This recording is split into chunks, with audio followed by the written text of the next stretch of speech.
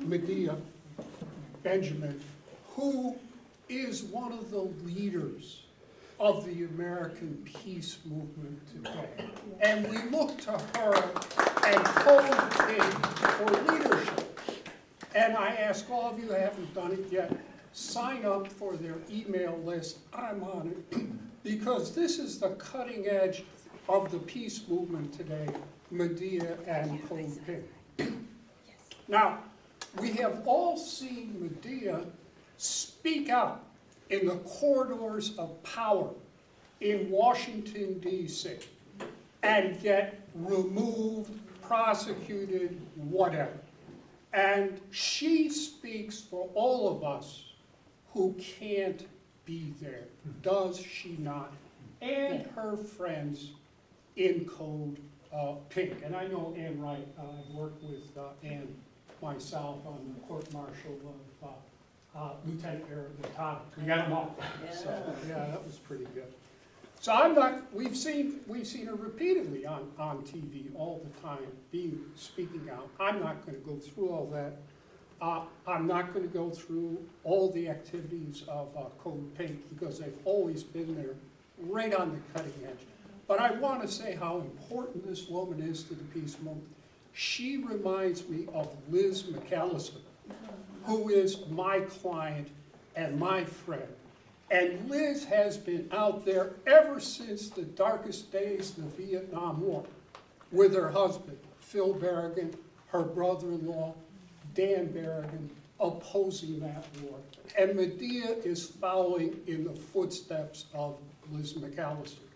And I mention that now because Liz is sitting in jail in Georgia for the Kingsblade Plowshares movement, a symbolic expression against the Trident II missile. They are facing charges of sabotage, depredation of government property, destruction of government property, trespass, and conspiracy. The feds are trying to nail them to the wall and put them away. And this week I just entered a declaration in her case asking for all charges to be dismissed. But what really struck me was the caption on the case, United States of America versus Elizabeth McAllister. Nothing's changed in 50 years. But Medea falls in that tradition. She's the next generation here of Elizabeth McAllister, without a doubt. And, you know, Liz is, I'm sure, going to go down and fight. The third point I wanted to make, the Palestinians have always been close to my heart since I first studied their tragic plight in my second year of college. And here's Medea. She goes to Gaza to help the Palestinians there, 1.8 million of them, under the jackboot of Israel, suffering from outright genocide. And Medea gets picked up by the Egyptian police and brutalized. And my understanding, she was injured. Well, you know, what more can you say for a woman like that, for any person like that to, you know, suffer for the Palestinians? And so for that reason, Medea is close to my heart too. Now, we're not here today to talk about the Palestinians. We're here today to talk about Iran. This is a very difficult issue for the peace movement to deal with. I've been dealing with Iran ever since the Iranian hostages crisis in 1979. The Islamic Revolution has been completely vilified, demonized, warmongering, you name it. I won't go through it all here. The whole history, I've had to deal with it, believe me. And yet, here we have Medea coming out with this book right now to counteract, you know, the imperial warmongering party line against Iran. And indeed, it's getting worse. Trump, as you know, just repudiated that JCPOA. I've read the entire JCPOA. I've read that Security Council resolution. There is no reason at all, as a matter of merit, to repudiate that thing. This is clearly a warmongering step by Trump and the rest of them.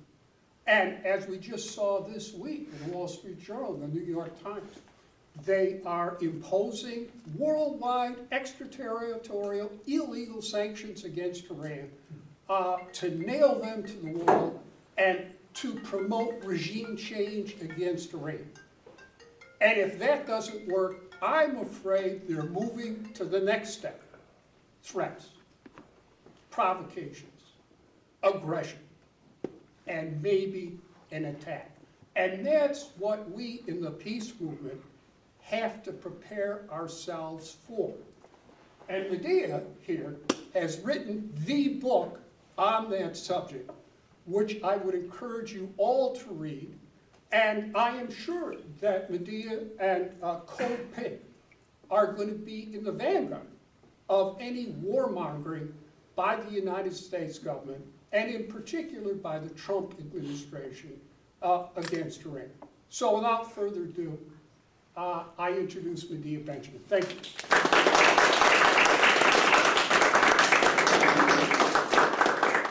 Thank you so much, Francis and Deborah, and all of you who came here.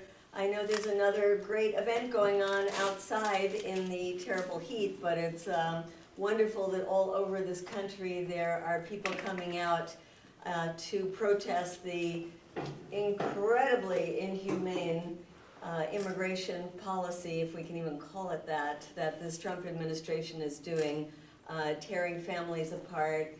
And I think it struck a chord among a lot of people. Many parents, grandparents just can't even conceive of what it would be like to have their children ripped away from them. And so I've been talking to my colleagues who are in some of the big cities in Washington, D.C. and New York and Los Angeles, and say there are just tremendous crowds. And it was great to see here even on the street corner, so many people coming out. This is obviously what we have to do, and the only way that we can confront the Trump administration. But I wanted to start my talk today with something that actually the Trump administration is doing good, and that is the issue around Korea. Because I think there's a lot of confusion, even among progressives and certainly among a lot of the Democrats, about what's happening there. And I've been to Korea several times. I'm always inspired by the level of activism in South Korea. You know, North Korea is a very authoritarian government. It's not like you can create your own organization and get out on the streets. But, you know, and for a time you couldn't do that in South Korea either. But South Korea really has this very vibrant civil society now. I've been 3 times where, to the areas where they were protesting U.S. military presence, either military bases. One was an expansion of a base in Pyeongtaek where they were taking over this beautiful land of the local people in order to build a golf course for the officials in the U.S. military. Another one was more recent, where there was a U.S. anti-missile system that made Lockheed Martin $3 billion richer, but made the local people in this farming area where they grow melons feel like they are now the targets for any kind of potential war. And I also went with a group called Women Across the DMZ, where we went in 2015 into North Korea, met with women's groups there, and then walked across into South Korea. And at that time, there was so much animosity towards anybody who was putting forth the idea that we should be talking to North Korea, that we had a phalanx of soldiers who would accompany us as soon as we got into South Korea, because there were rumors that there were guys there who wanted to throw acid on us, that they accused us of being puppets of the North just because we had gone to the North. And that was the climate only 3 years ago. So how have things changed so dramatically there? It is the people of South Korea. And to think of the Candlelight Revolution that they started in November of 2016 that got way too little press in the United States. And they would come out every night with candles in this totally nonviolent protest, and it started spreading all around the country. And it was against the corruption of their government, of President Park at the time. And they were demanding that their legislature impeach a corrupt president. Does that sound good? Yeah. But they actually did it, because they got so many people out that between November of 2016 and March of 2017, towards the end, there were 1 in 3 Koreans who were out at those marches. So imagine that. A country of 50 million people, there were over 15 million people who were coming out to these protests. And people power won the day. They got rid of a corrupt government, they impeached her, and then there was a wave to elect somebody who was on a platform not only of anti-corruption, but a platform to make peace in the Korean Peninsula. And that's where President Moon came in. And so he had this mandate with tremendous support of the South Korean people.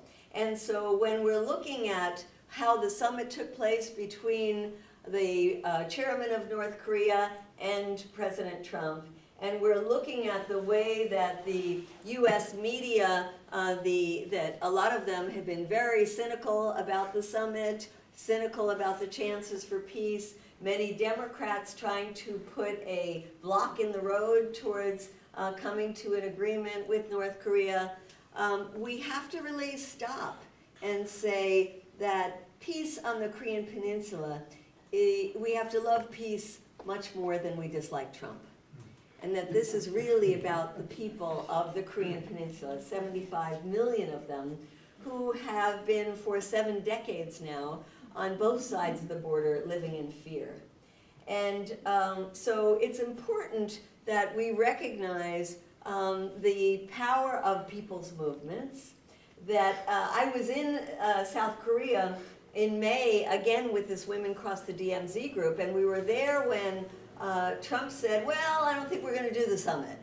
And all of a sudden the people mobilized immediately again, and they went out in front of the US Embassy, and they organized protests, and they organized candlelight vigil that evening. And the next day we had a walk to the DMZ, the misnamed demilitarized zone. And we later heard that at the very time we were walking to the border with North Korea, the chairman of North Korea and the president of South Korea were meeting to figure out how we're going to get the peace process back on track. And that is quite remarkable to see how they managed to come together so quickly, how they really forced Donald Trump back into the peace process. And what they told us is that the peace train has left the station. That Donald Trump can get on board or he can be left behind, but they are moving ahead. And we, the American people, have to be there with the Korean people to move this process along. Whether it gets mucked up by Donald Trump and his erratic behavior, or it gets mucked up by the Democrats, there has to be people support from us.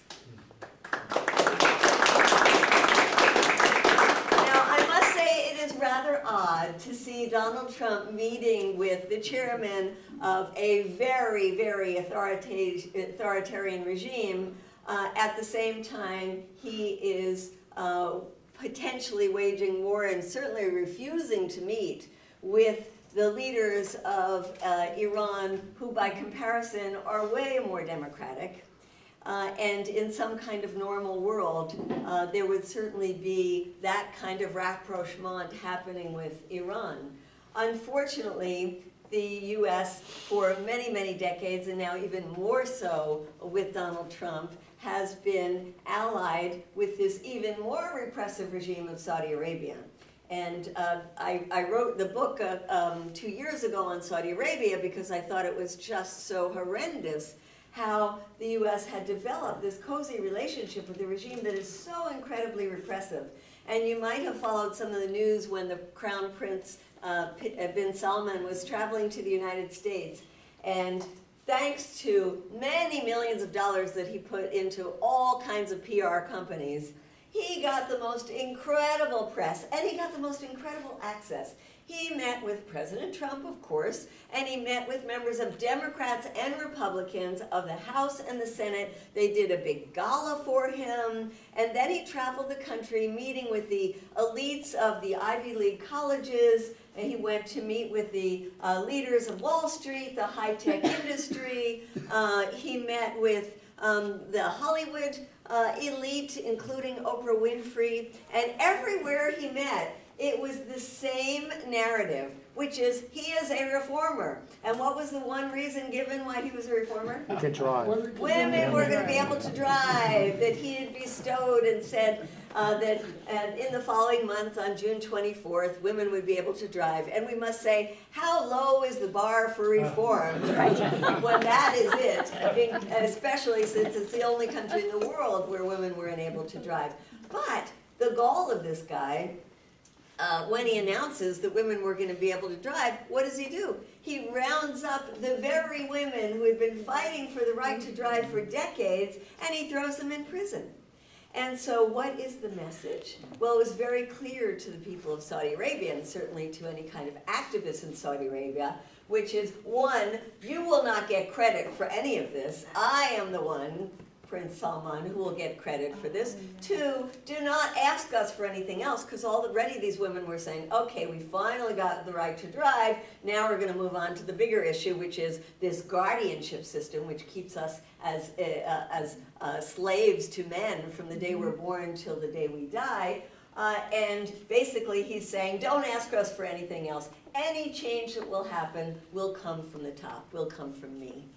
And so here the U.S. is allied with this incredibly repressive regime that is so internally repressive and externally repressive. And we're going to talk more at the end about the issue of Saudi Arabia and Yemen, but I think it's important to just say that Saudi Arabia is causing the world's largest catastrophe, which is in Yemen today, continues to do so with absolute support from the United States. And this is in contrast to the U.S. considering that that Iran is the existential threat to the world. And so really that's why I thought it was so important to write a book on Iran, to go out into communities and start talking and brainstorming about how are we going to stop the next war from happening. And I love the shirt. I'm already against the next war, because that's where we have. Lots of people have been commenting. Excellent, excellent. Happy about that. At Code Pink, after the Iraq War, we said, what are we going to do? We tried to stop it, couldn't stop it. We were in Iraq, and we thought the only thing we could do is try to stop the next war now, and wrote a book called Stop the Next War Now, thinking about Iran back then. I wrote the book trying to dispel this notion that war is the way Americans learn geography, which is unfortunately quite true. Well, let's reverse it. Let's learn our geography, let's learn our history in order to stop the next war. And I do complete injustice to the incredible 2,500 plus year history of Iran, because it is quite a remarkable history full of amazing accomplishments that have been to our benefit as a human race. Anybody here been to Iran? You have. So anything you'd like to say about what impressed you about Iran? I'm from Iran. Oh, you're from Iran. So, Out of my home country, I guess. yeah. Well, we'll want you to talk after, because probably what impressed the others were the Iranians. So, anybody else want to say anything? What impressed you about Iran? The friendliness of people in Tehran and Isfahan towards Americans, and the excitement about, wow, there's an American here. Yeah, I mean, what people, I've been 3 times, and I'm in awe of the beauty of Iran, the architecture, some of the just incredible plazas and mosques, and you look at them and you say, you know, how could anybody have conceived of this beauty, much less built it? And the incredible food and the amazing hospitality of the Iranian people, and such a warm, open society. So much of one's stereotypes are blown away when you actually get a chance to visit Iran. But in the book, I move quickly towards more modern history because that's what is affecting us today. And especially talking about the time of the Shah in the 1900s and how one of the most perverse areas of the Shah's rule was the concessions that he gave out to Western companies for the most important resources of the country, including the oil, and how the Iranian people fought back against that and did what one would hope they would do, which is they democratically elected a leader to fulfill their will to nationalize the oil industry from the hands of the British company, the Anglo-Iranian Oil Company, which is now BP. Because people thought, and rightly so, that that oil should be for the benefit of Iranians and not for the British. Well, the British were not very happy of that, went and conferred with the Americans and said, this is a terrible thing that's happening, not just for this one case, but for the example that would spread around the world to other countries that might want to nationalize their own resources, and convince the US that this had to be overthrown. And so Mohammad Mossadegh was elected in 1951, carrying out the people's mandate, was then overthrown 2 years later in a CIA coup. And that CIA coup was considered extremely successful. I mean, indeed, it was successful. It got rid of what the US and the UK at that time considered the problem. And in fact, it was so successful that they used the same kind of covert CIA action the next year to get rid of Jacobo Arbenz in Guatemala. They used it in 1960 to get rid of Patrice Lumumba in the Congo. They tried to use it in 1961 to get rid of Fidel Castro in Cuba. That one didn't work. But you have to really think about this issue of success. Because indeed, they were able to overthrow a government, but what were the consequences? The consequences for the Iranian people were that the Shah was reinstalled, even more repressive than before, and that the Shah disbanded any organizations that could rise up against him, and disbanded all democratic rights and used US weapons. In fact, by the late 60s, Iran became the #1 purchaser of US weapons, and that continued into the 70s, and was using those weapons against his own people. And there was one venue in which people could come together inside Iran, because there were many people who left and were organizing against the government from the exterior, but inside Iran, what was that one place where they could organize? It was in the mosques, right, inside the mosques. And so when they finally were able to build up enough opposition to overthrow the Shah in 1979, there was tremendous infighting about what would come as a replacement for the Shah. And Iran has this very rich history that I get into in the book of leftist organizing, of Marxists, of socialist parties. Their socialist parties were very strong in the early 1900s. And so there were seculars, there were Islamists, there were radical Islamists, there were conservative Islamists, and they were all fighting for power. And the ones who won out were the Ayatollah Khomeini and the more conservative of the Islamists. And many of those leftists who had fought so hard to get rid of the Shah then had to leave the country, or were killed, or were put in prison, were tortured. And then immediately afterwards came the hostage crisis. And the hostage crisis was because Jimmy Carter, who was the president at that time, made a very bad move, which was to allow the Shah to come into the United States for cancer treatment. It looked to people in Iran that this was the beginning of the US getting involved to come back again with another coup. And so the students took over the US Embassy. They held 52 Americans hostage for, does anybody remember how long that went on?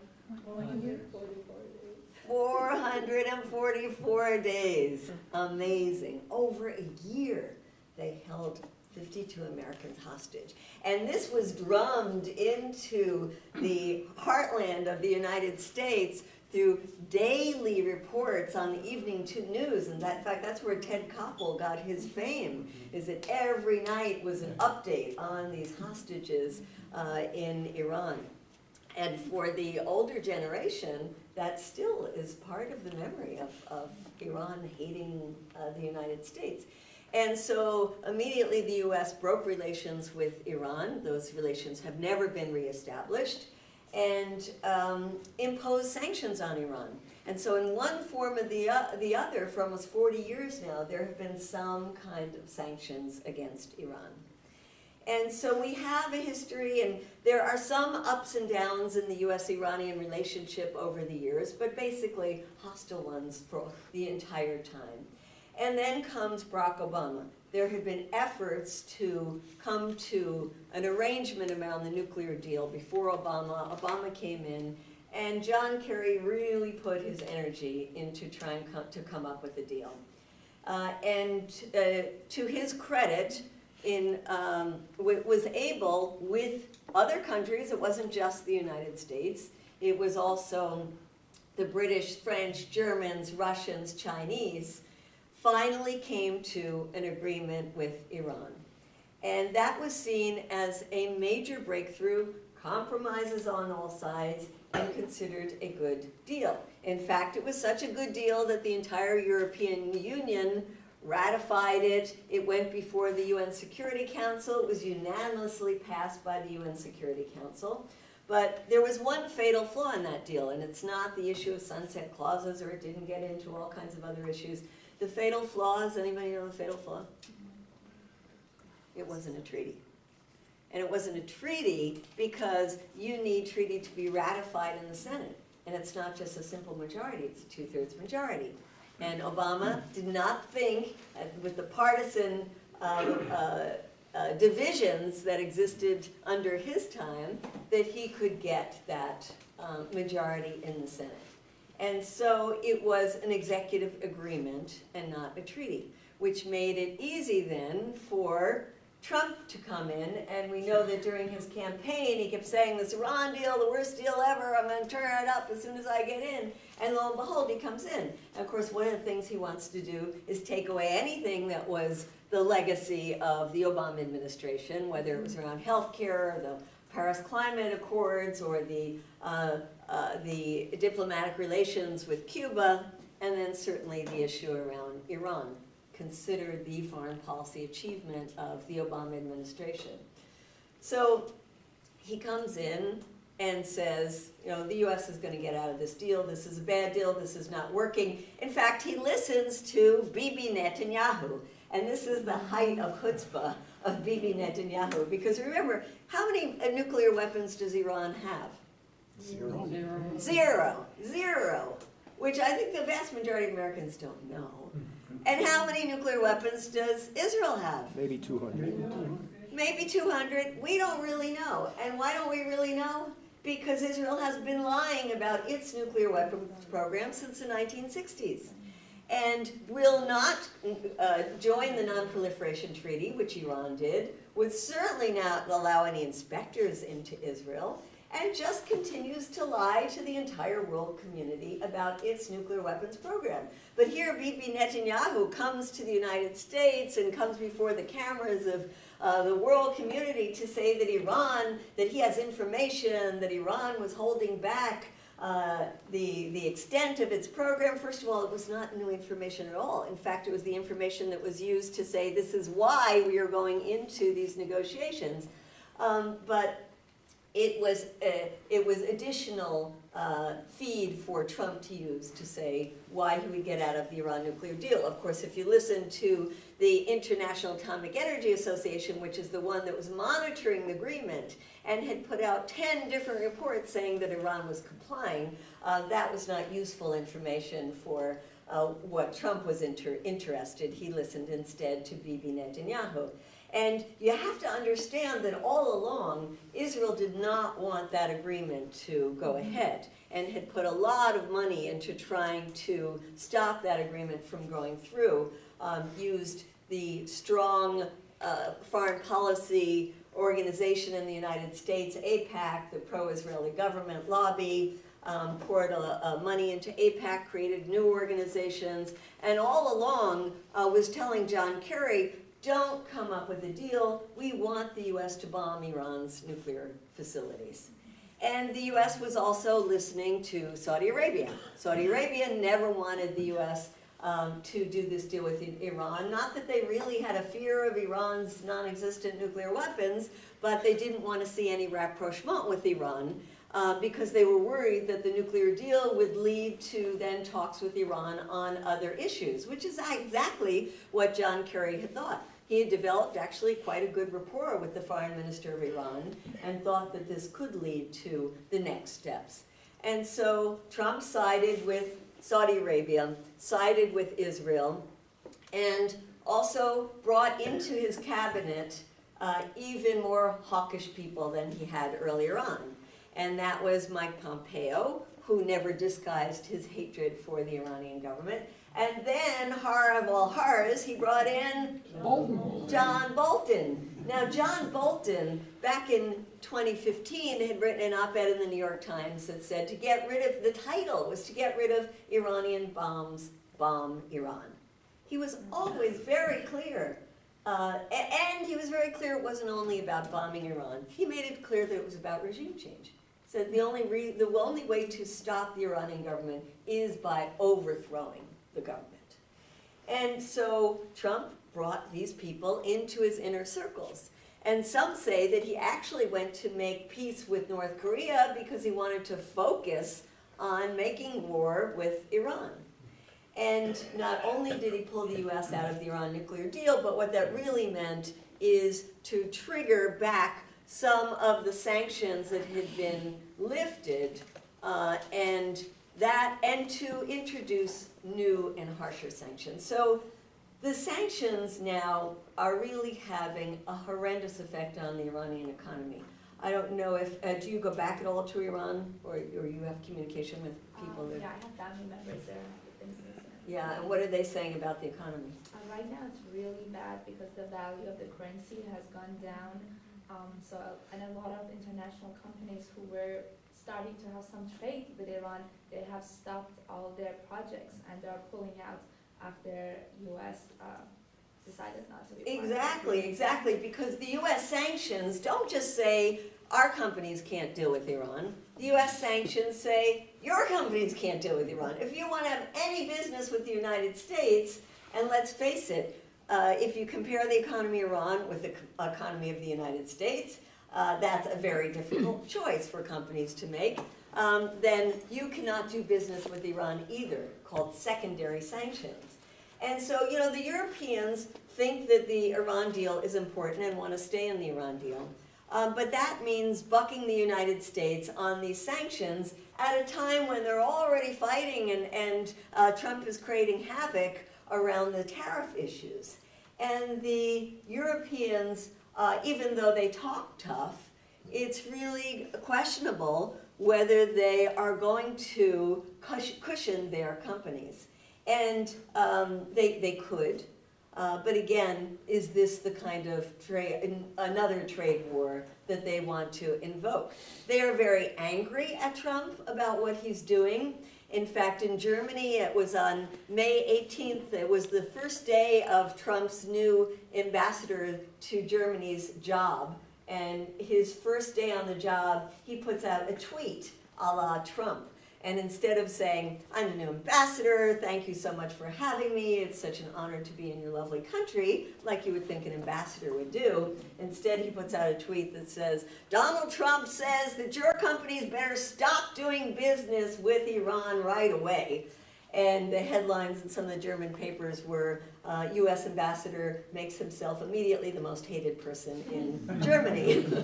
So the Europeans are not very happy about what the U.S. is doing, but it seems like it's more tough talk than actual action, like setting up a banking system that can cushion companies, or saying we will impose sanctions on U.S. companies in Europe if you do this to our companies. Instead, who are the ones that are gaining from the sanctions? It's the Chinese. The Chinese are already the largest trading partner of Iran, and they are the ones that are going to have to fill in for the lack of other trading partners. So this helps China, but it continues to hurt Iran, because they're on less favorable terms, because there's no competition really there. And as you were saying, there were already deals in the works that were quite large deals with big companies like Total from France, like the Renault, the car company, like the Airbus, that was going to sell lots of civilian planes to Iran, something extremely important just on humanitarian grounds, because they have a very old fleet that is killing people when they take planes inside Iran. And there was also a deal with U.S. companies like Boeing. Boeing was set to make quite a lot of money on a deal, and when the CEO of Boeing was asked, well, how do you feel now that you're not going to be able to go through on this deal? He said something to the effect, well, yeah, that's too bad, but we'll actually make more money from conflict in the region, because, of course, Boeing sells a lot of weapons. So the sanctions have horrible effects on the Iranian people. One is that the value of the real, the local currency, has plummeted by half in the less than a year. The ordinary Iranian people are finding it very, very difficult to get by. It actually strengthens the very forces that Trump says he's against. It strengthens the more hardline folks inside Iran, because it makes people more dependent on the government.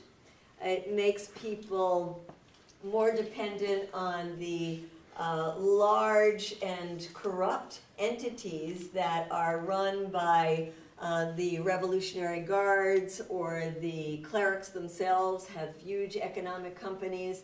They're the ones that can find ways to bypass the sanctions. They're the ones who can provide goods to people that ordinary Iranian business people are now finding it hard to get the resources they need. And it means that people have to scramble every day for fulfilling their basic needs, instead of doing things that might be more challenging, some of the restrictions that they have. It also, when you look at who, what the game plan is of the United States, it is to destroy the economy from within.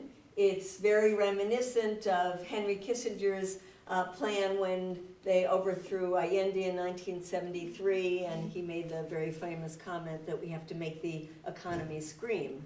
And that's what they're doing in Iran right now. And in fact, at the end of last year, you saw people out on the street protesting against the economic conditions that also turned into protests against the government. And now you see protests in the last couple of days against the economic conditions. Hot out there, huh? You were there too, so. Yeah, against the economic conditions. And this is something that many people in the US administration are hoping will just continue to grow and grow and topple the government. Well, you have to ask, well, then what? Then what happens? Look, there are many people in Iran who like their government. There are many people in Iran who dislike their government. I've talked to a lot of them when I travel there, and also by internet, and talking to a lot of Iranians who live in the United States. And the sense that I get from almost everyone is, we are really scared of what would happen if there were a quick overthrow of this government, especially with the US behind it? What would come in its place? They look at Iraq, and they're scared as hell when they see what's happened in Iraq. And they look at Libya, and it scares them. They look at Syria, and they say, we are better off. If they don't like their government, they say, we are better off trying to reform our government from within, as we've been trying to do, than we are with these, quote, alternatives. Well, in the US, in the White House, we have people who think they have the alternative. And there again, we have to go back to John Bolton. Because John Bolton not only says that there has to be regime change, he says that there is a group in the wings waiting to take control. And that is a group called the MEK, the Mujahideen al-Qaeda. And this is a group, if you look at their history, is one that was actually quite involved in overthrowing the Shah, lost out when the conservative clerics came to power, and then decided that they would fight the government by joining with the enemy, and that was Saddam Hussein in Iraq. So you might remember there was a war between Iran and Iraq in 1980 that went on for 8 brutal years. About 500,000 people were killed on both sides. A brutal, brutal war. Well, the MEK went to Iraq, got training and arms from Saddam Hussein, and were supported by Saddam Hussein to go inside of Iran and blow up things. And they blew up lots of things, including civilians. There were suicide bombers. It was horrendous. And so inside Iran, do you think a group that sided with the enemy during that brutal war would have any legitimacy inside Iran? They don't. And it is seen by many, including the conservative Rand Corporation, as a cult. In fact, it's rumored that the inner circle of the MEK was told if they're married, they had to get divorced and they should be celibate because their allegiance had to be to the leaders of this cult. And they were on the terrorist list of the United States until 2012, when there was a major campaign to get them off the terrorist list. And that campaign was done brilliantly in a very US friendly style, which was with a lot of money. They had millions of dollars, and they used those dollars to buy off politicians, both present politicians and former politicians. And they did that in one of the ways was by asking them to come and speak at their gatherings and paying them enormous sums of money. And they have said that they paid John Bolton $180,000 in speaking fees.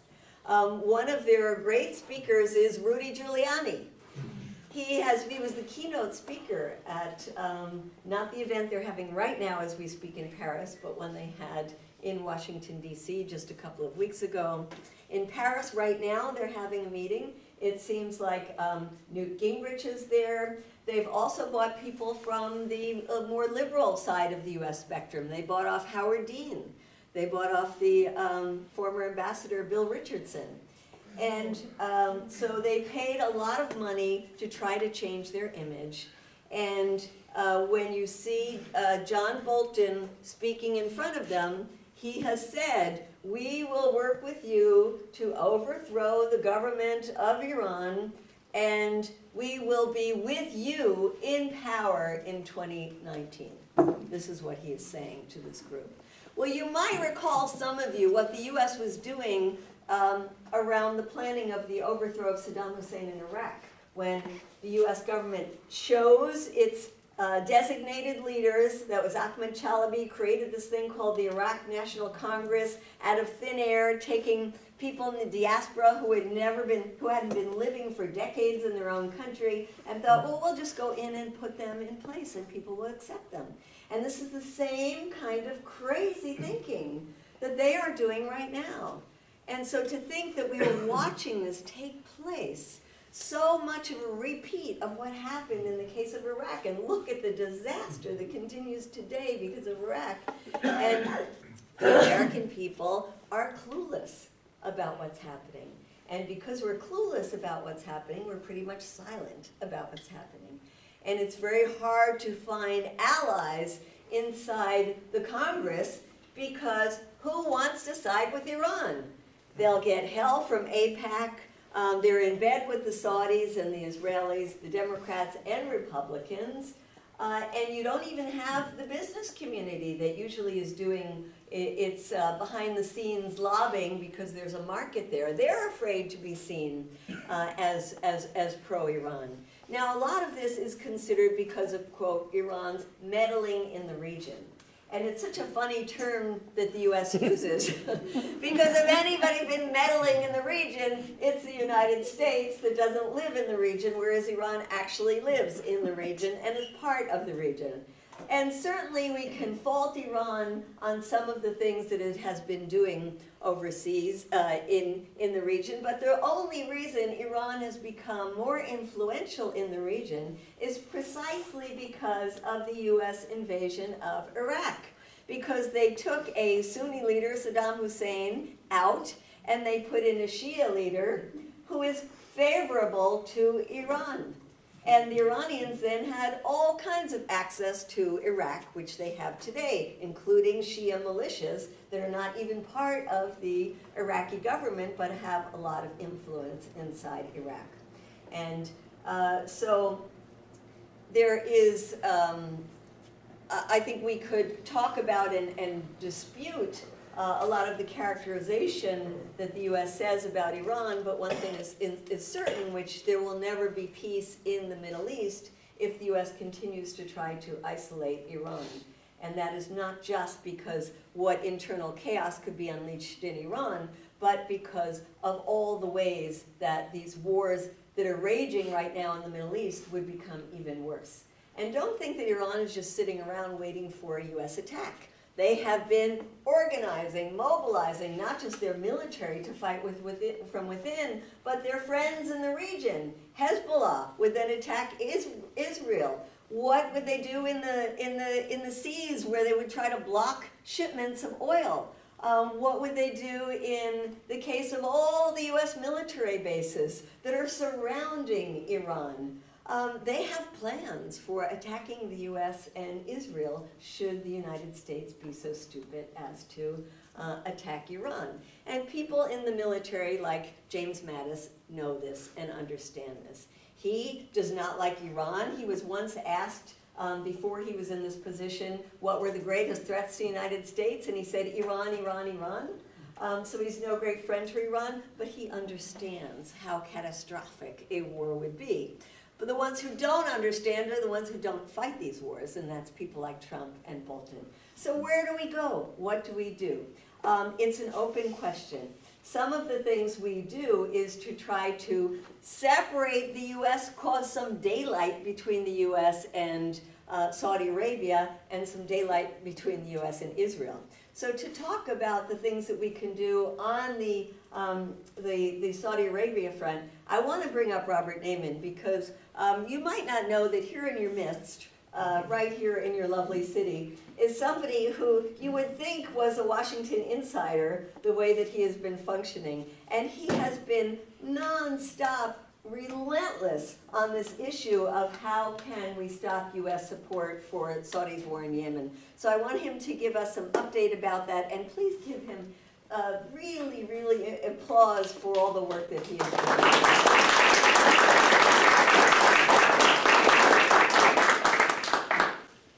So as many of you know, the thing that we have been trying to do is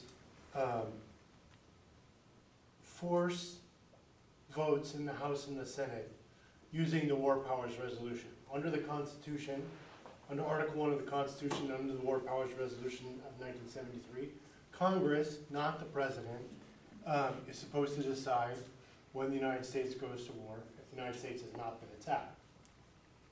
When the Saudis went into Yemen in March of 2015, when the Saudis UAE went into Yemen with U.S. support, Congress never authorized that. There was never a vote saying, let's help Saudi Arabia and the UAE do this military intervention in Yemen. So ever since we've been agitating for there to be votes in the House and the Senate, because our longer goal is we want to win these votes and end the war, but also to force the issue into public debate, forcing the members of Congress to take a stand.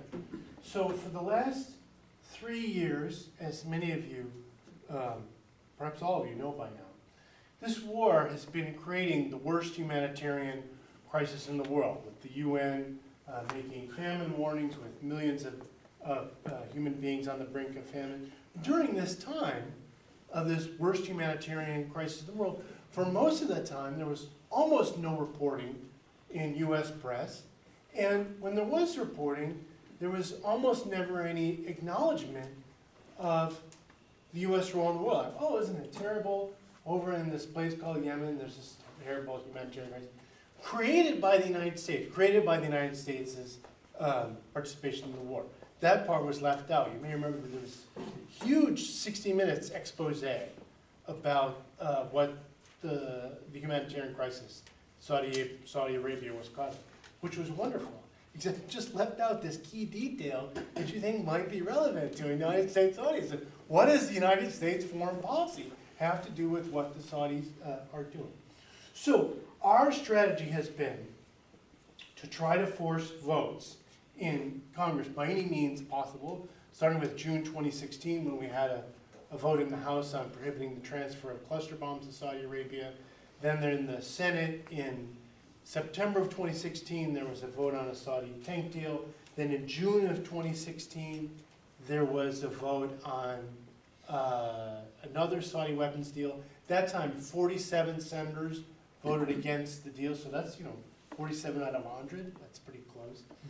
And then last fall, Representative Khanna, Representative Pocan, Representative Massey, and Representative Jones, finally, we got somebody to be the Mikey, like in the commercial, and stand in the public square and say, yes, I'm going to do this. And then the bipartisan House leadership collaborated to squash it.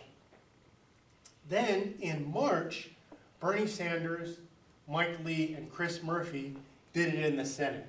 And finally, in March of 2018, 3 years after the war started, finally we had the public debate, really that we had been denied for 3 years about the US role in the war, and finally forced the Pentagon to admit the US role, about which they had been lying for the previous 3 years. Like, oh yeah, we're not really involved in this. Yes, oh, it's terrible, it's Saudis. Oh yeah, we're encouraging the Saudis to behave better. Not admitting that the United States is a co-belligerent. It's a co-belligerent because it's providing Saudi's UAE with targeting, with refueling of the planes in the middle of their bombing runs, in addition to providing the weapons and a diplomatic cover at the United Nations, blocking, together with Britain and France, blocking any discussion of a Security Council resolution demanding a ceasefire. So this is the sort of top strategy that we're doing. And now, once again, we're pushing, in particular in the context of the assault which has just begun on the key Yemeni port of Hodeidah. How many people know about this already? Okay, good. So for all the 3 years of this war, the Saudis and the UAE have had in their sights to attack this key port of Hodeidah, through which like 80% of Yemen's food imports come. And it is the port that supplies the capital.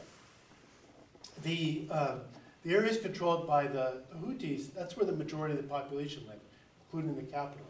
So and the Saudis and the UAE have been sort of blockading this port. They've been keeping it tightly controlled, slow the aid and food ships coming in. The United Nations and the aid groups have been warning for 3 years, don't attack the port, because if you have millions of Yemenis already on the brink of famine, if you cut off this key port, that could be the thing that tips Yemen into full-blown famine. And during the Obama administration, remember it was during the Obama administration that this war started, but during the Obama administration, even U.S. officials saying, no, don't do this. don't attack Medea. Well, now they have attacked Medea. So now the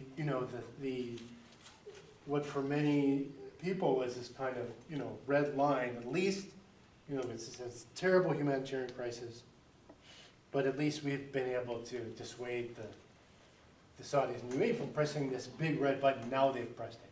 So this is the context in which we've gone back to House members and said, okay, well, this is supposed to be the red line, this thing that you told the Saudis and the UAE not to do.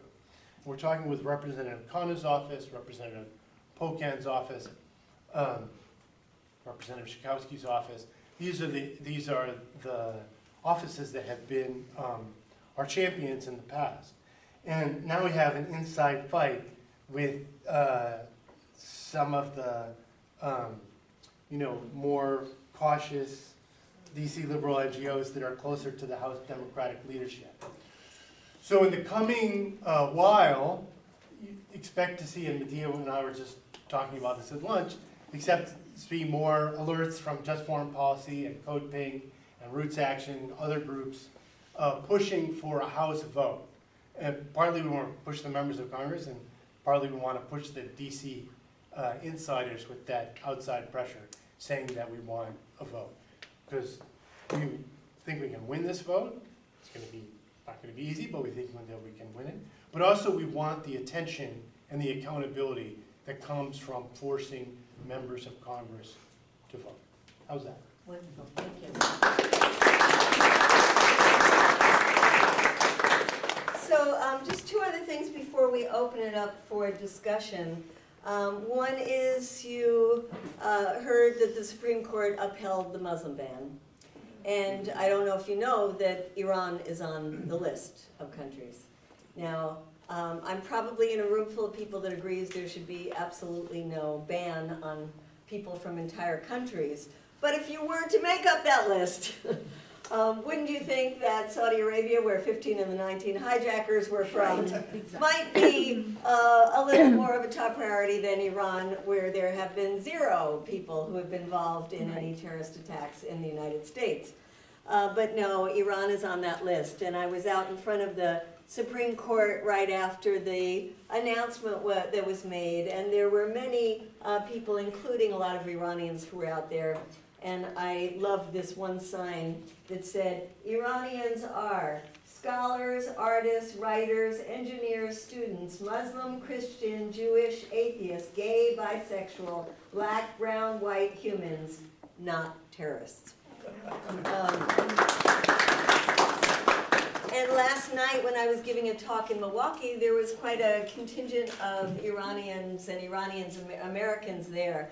And one of the women got up and she said, she was a PhD student. She grew up in Iran. She said, I had no problems when I grew up in Iran. I had a great education. I didn't feel oppressed. I was from a rural area. I got to go to college and I started pursuing my PhD. But then the 2009 election happened, and we felt that it was stolen by Ahmadinejad, and we went out in the streets, and she was part of what's called the Green Revolution. And she said, then I saw the government repressing the demonstrations, and I myself was a victim of that repression, and so I left the country. And now she's continuing her studies here.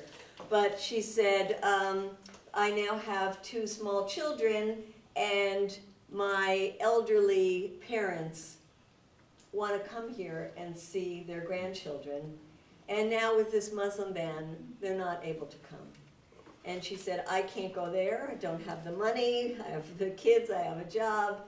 And I don't think my father's going to ever see my children. And she started crying in front of the group. And she said, this is one story. Multiply that by many thousands of Iranians and Syrians and the others from other countries who live in the United States and who are affected by this horrendous policy of our administration. And so right now we're just focusing on Iran, but to say how unfair that is, and to say how opposite it is of the way Americans are treated in Iran, to go back to this idea. Because this woman also said last night, now she's afraid as she travels to say that she's Iranian, and has been confronted by people who think that Iranians are terrorists. And she said, you all should be able to understand the difference between governments and people. After all, you have Donald Trump in the White House. And she said, can't the American people distinguish between governments and people? And unfortunately, I think a lot of Americans can't do that. And there is one American I wanted to end with a tribute to, who really did that in such a unique and beautiful way. And unfortunately, he is no longer with us, and that is Anthony Bourdain. And somebody sent me a quote from Anthony Bourdain that I just love, because, you know, having traveled to Iran, I just fell in love with the Iranian people. I just love them. You can't help loving them. They are so incredibly hospitable to a fault. You know, you can't pay for anything. You must go to their house. You must eat and eat and eat and eat. I mean, it is this amazing hospitality. So he said, Iran was mind-blowing. My crew has never been treated so well by total strangers everywhere. We had heard that Persians were nice, but the nicest? We didn't see that coming. And I think, you know, it's a beautiful way to end, to think about somebody as lovely as Anthony Bourdain, who brought us into the homes of people in our own country that we didn't know, and around the world, who didn't live in a state of fear of other people, who lived with just love of other people, and who taught so many Americans to appreciate the cultures and the food and the values and the laughter and the interpersonal relationships with people around the world. And I do think that Iranians are way better at doing that than Americans are. And let's try to emulate the people of Iran, and as we change our government, to try to change the American people, to stop living in a state of fear of other people, but to really understand the beauty of the human family.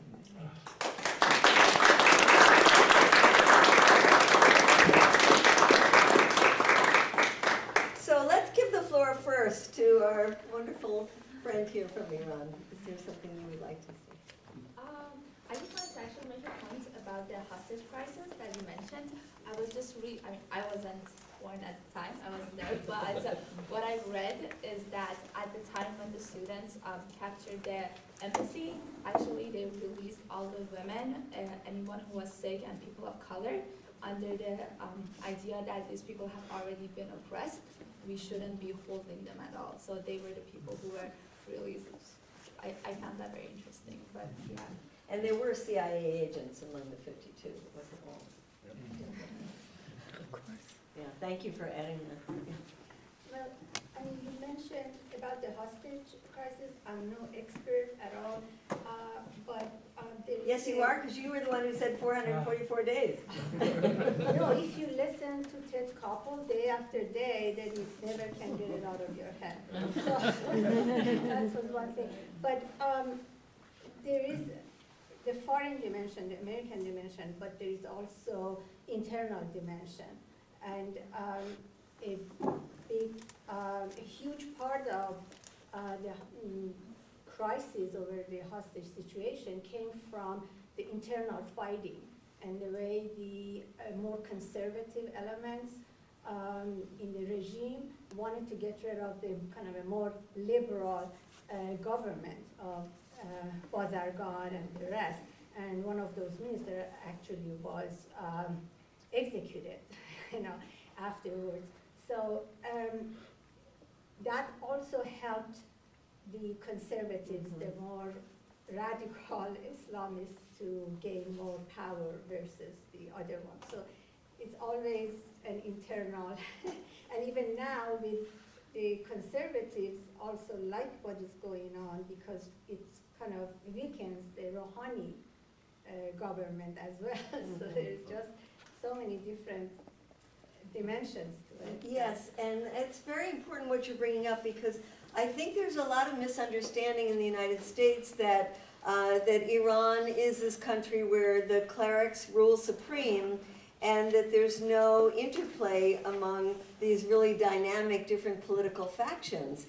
Saudi Arabia, there are no national elections. They have no pretense at any kind of, allowing for this to happen. But in Iran, there are elections that matter. While there is a revolutionary guard, there is a guardian council that vets who can run for president, they still allow different factions to run. And it does matter if the more conservative faction wins or the more liberal faction wins, and there is a lot of vicious infighting inside Iran among many different factions. And so when the conservatives said to Rouhani, why are you even negotiating with the United States? You cannot trust the US devils. They were obviously right. You cannot trust the US. And they were the ones that gained an upper hand when the Trump administration pulled out. And they are the ones that are putting pressure on Rouhani right now for Iran to pull out of the nuclear deal, saying, why should we stay in? We are getting no economic benefit for it. They lied to us. They made an agreement and then pulled out of it. This hurts our national morale and character to stay in a deal that we should never have negotiated. So you're absolutely right. And unfortunately, I think the U.S. is playing into the more conservatives. Now, that might be part of somebody's game, because if you look at what some people say the Israelis, what do they want? Some speculate that what Israel wants is just to see chaos inside Iran.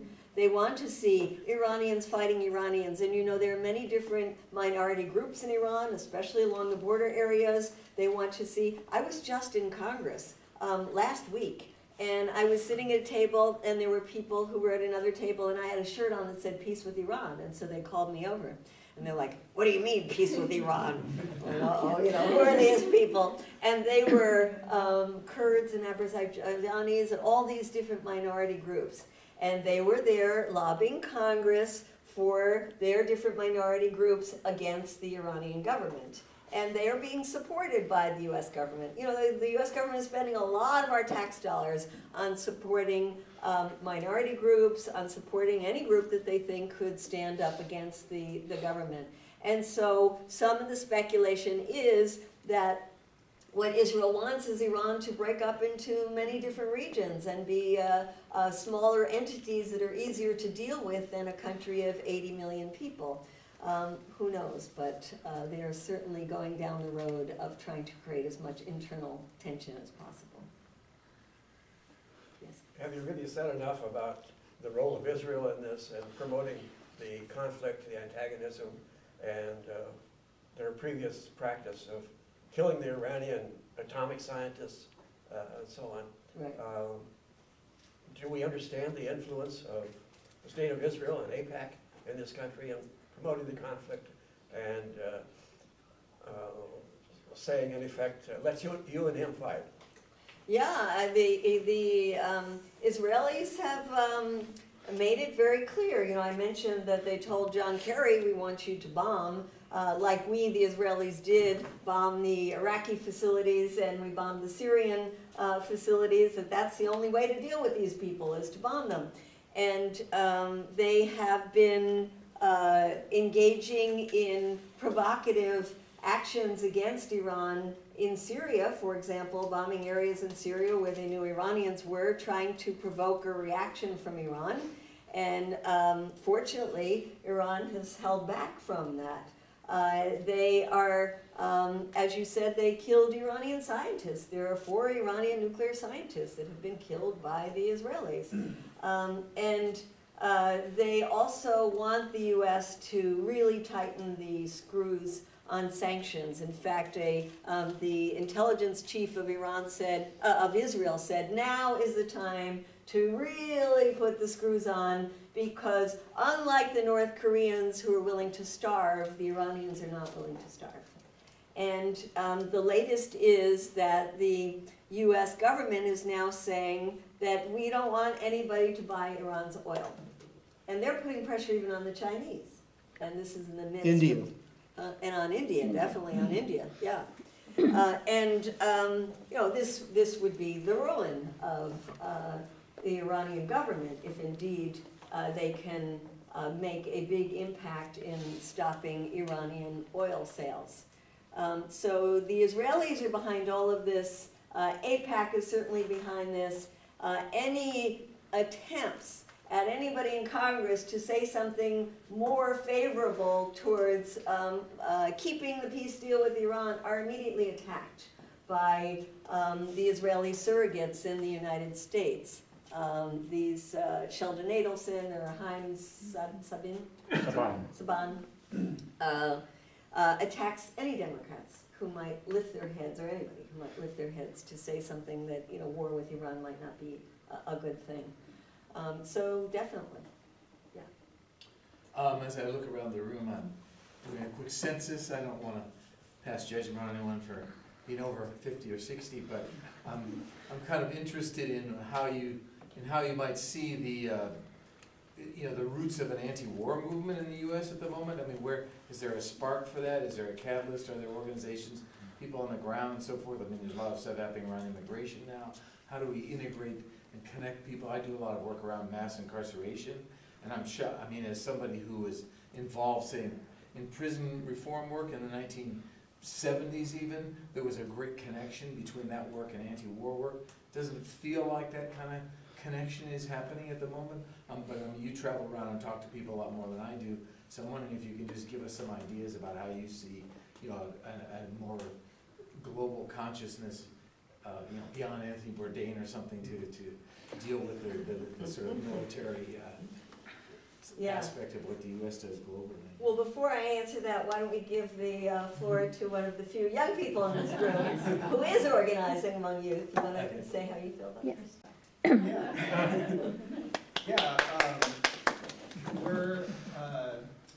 So I'm part of PSL, the Party for Socialism and Liberation, and we have kind of our anti-war coalition, the Answer Coalition, Act Now to Stop War and End Racism. And so far, Answer has one protest. The local Answer has one protest that we've done so far, but yeah, we're seeing it's kind of hard to pull people into anti-war, anti-imperialist activism, and that's kind of our starting point for a lot of it, and we think it's really important, all the other kind of, class issues, race, and sexism issues all can kind of get wrapped up into that. We think that, it's kind of injury to one is an injury to all sort of thing, and yeah, trying to basically dominate the planet is, we think it's a good first step to get that out of the way, and yeah. Actually, you have 4 or 5. Yeah, protest, yeah. Yeah, thanks to Karen, we had an excellent rally against Dershowitz over there, and your organization was in the forefront. And it was all the young people, because you and AWARE got them all organized. And I was very encouraged. AWARE, as so you may know, was set up years ago by my friend Ramsey Clark. I've worked with him forever. So those Aware. Not aware. Not Answer. aware. Answer was set up. I'm sorry, Answer. Right. No, they did a great job, and I was so encouraged to see that, because we had all the young people on our side, and it was all the old farts going in to listen to Dershowitz, the old fart himself. And so it was clear the future was with us. And I think this organization here is, and Answer are really pointing the way for the young people. But that's just my opinion based on that one protest we had. Well, I went to the mobilization that was in DC, and there were about 600 people from all over the country who were not only young, but very, very diverse, and really pulled a number of, and especially the war issues together, and that was very encouraging. First, to say that it is a huge problem. Let's not pretend. It's a huge problem. But to say some of the points of light, Anybody here involved in the Poor People's Campaign? They're not here in town yet. Oh, okay. I've heard they're coming. Yeah, they are. They are now? We're in Springfield for action. Well, they're in Springfield, but they're not in Champaign yet. Are they? No, we're meeting here and we had actions in Springfield. That's where the actions are. Okay, because I've been told they are coming here and start doing things. Eco-Justice Alliance is heading it up and has been very active in it. So in different states, and of course in different cities, there's a different level of activity, but in some states, it's really, it's just like blossoming and bringing out all kinds of new people, and it's intergenerational, and it's interracial, and it's got faith-based and non-faith-based, so it's, in some places it's very good. And what's particularly good about it is it really includes the militarism as one of the key issues, because it comes out of the Poor People's Campaign of Martin Luther King, which was racism, militarism, and poverty. And so that's one point of light. I think the other is to look at the Palestine issue, because it is part of this overall fighting against U.S. foreign policy. And when you look at Palestine, while the pro-Israel side still out-organizes us and certainly out-fundraises us, there is a very, very strong movement for Palestinian rights that includes Palestinians, and it includes a lot of different Jewish organizations like Jewish Voice for Peace, Students for Justice in Palestine, and it is brought together the movement for Black Lives.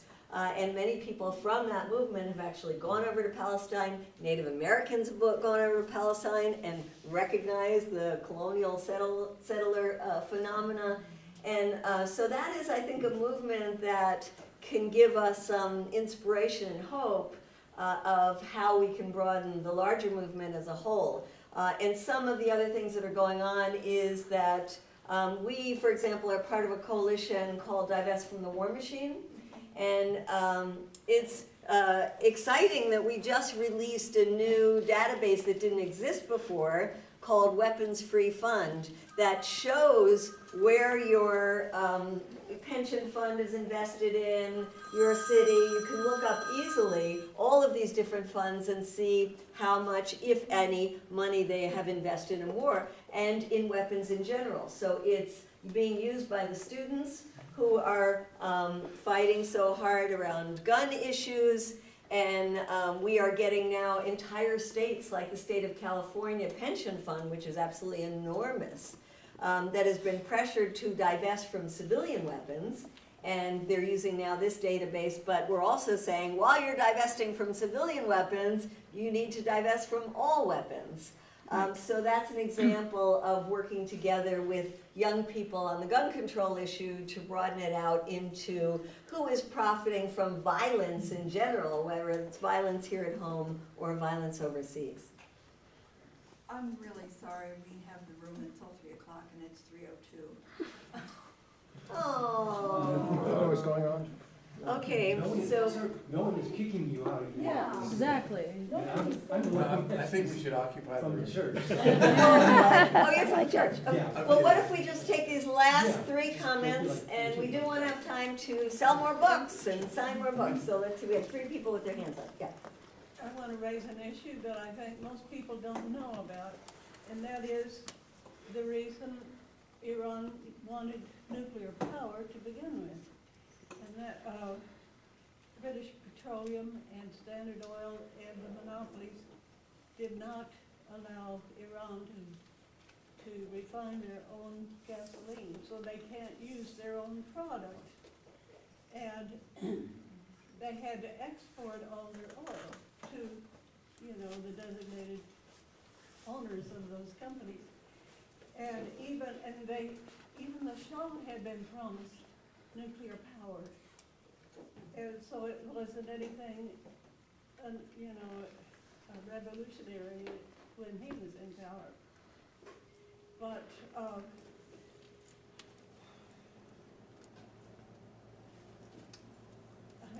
was going to say, a friend of mine, I had a friend back while the Shah was still in power and during the revolution, who informed me of this fact. And they, they had, at that time, they had no interest in nuclear weaponry, but they realized that they needed, during the Shah's term, it was known that their oil reserves were limited, and that they were looking forward to the day when they might not be able to export oil, which was their principal commodity that they could support the economy with. So, anyway, that's. Yes, that's important the point basic- to bring up, and Yeah, thank you I for was giving. wondering if you yeah. had mentioned this in your book. Yes, I think I mentioned. Because most people don't know that. Yeah. We had two other hands up. Oh, yeah. Somebody had a hand. I have a question. Yeah. I'm wondering what the internal weakness in Iran people are. I mean, where is the weakness, for example? What friends does the Iranian government rely on at all? What's happening with Russia, and for example, even if exports are stopped, what is the basic weakness that the Iranian people are suffering from if that happens? Is it food? What is it? So there are, one of the positive things about the sanctions is that there's a well-developed internal manufacturing base inside Iran that produces a lot of the things that they have had to make up for. In fact, just recently, So they have equipment, okay. Iran made a list of about 1,300 products that they were no longer going to allow to be imported because they could be produced locally. But there are things that they can't produce locally. And for example, I visited a wind turbine factory in Iran, and they had this just enormous wind turbines, and they could not use them because there was a computer piece for those turbines and for the design of the turbines that was coming from Norway. And that with the sanctions, they couldn't get that little piece, and so the entire factory. How about Russia, for example? So Russia trades with Iran, but Russia is also cozying up to Israel recently. And Russia can't be counted on. There's all sorts of strange relationships now with Russia and Trump. And there's going to be a summit there, and one of the things that probably Donald Trump will talk about is we need you to work with us to squeeze Iran. So Russia can't be counted on. You brought up the issue of India. India's had a lot of trade with Iran, but the U.S. is putting direct pressure now on India to stop that trade. The weak point is that the Iranian economy, even though it's one of considered like virgin territory for companies because it is a large, sophisticated, educated population that could have considerable trade with the outside world, it is nothing compared to the U.S. economy and the fact that most trade in the world goes through dollars. And so that's where the real weakness lies. And I think now we have two final There's one positive things. point though, Mort. Today, China just announced that they will not go along with extraterritorial U.S. sanctions. And they will only go along with Security Council sanctions. So that's a lot of economic power there if China continues to trade in oil and wants to incorporate Iran into their Belt and Road Initiative. I agree with what Medea is saying about Russia. You can't really trust them, but so far China's on board and they have a lot of power there. Yes, and yes, but, and that is that the U.S. is in its own talks now with China. Right. And who knows what power Trump might have in those talks with China. And let's see, we have. Just one Yeah. point. One of the biggest weaknesses for Iran when it comes to stop trading is the medicine. Like there is a lot of medication and medicines and equipments that Iran is not able to produce or like don't have the formula for the medications, and mostly a lot of people who are sick are being hurt by that. Right. And it creates a lot of black market, which the prices go up, and there's a lot of treatments that doctors are not able to provide for sick people in Iran, which is a really, really big problem. And another thing I think with China is, unfortunately, Iran has, which is a problem with, I think, the government and the way they have structured it. They have really relied highly on importing a lot of products from China because it becomes much cheaper than producing it in Iran, which a lot of people have lost jobs, and in long term becomes a problem. So the relationship they have with China is productive and it's good in short term, but eventually in long term, it's really hurting the country. Yes, and when Iran is so dependent on China, then China gets the best terms, and Iran can't bargain. So it's very bad for the economy. And so the last thing I want to say is that we are trying to find all kinds of creative ways to do more of these people-to-people ties. We're working with a group in Iran right now to try to organize about 100 people to go to Iran for a peace walk. If anybody's interested in that, please get in touch with me. If you've signed up already, where would they have signed when they came in? It's back here right now. I'll see to it and get over. Yeah. Okay, if you're interested, you might want to start your name by that. We're also working with a group of Iranian poets who want to create a kind of poetry exchange with Americans and use poetry to teach people about Iran and create more positive sentiment towards Iran. We're looking for all kinds of interesting ways to humanize the Iranian people and to create some more of these ties. So if you have ideas or want to work with us, please contact me, and I'm just medea@codepink.org. And thank you all for coming and for organizing this.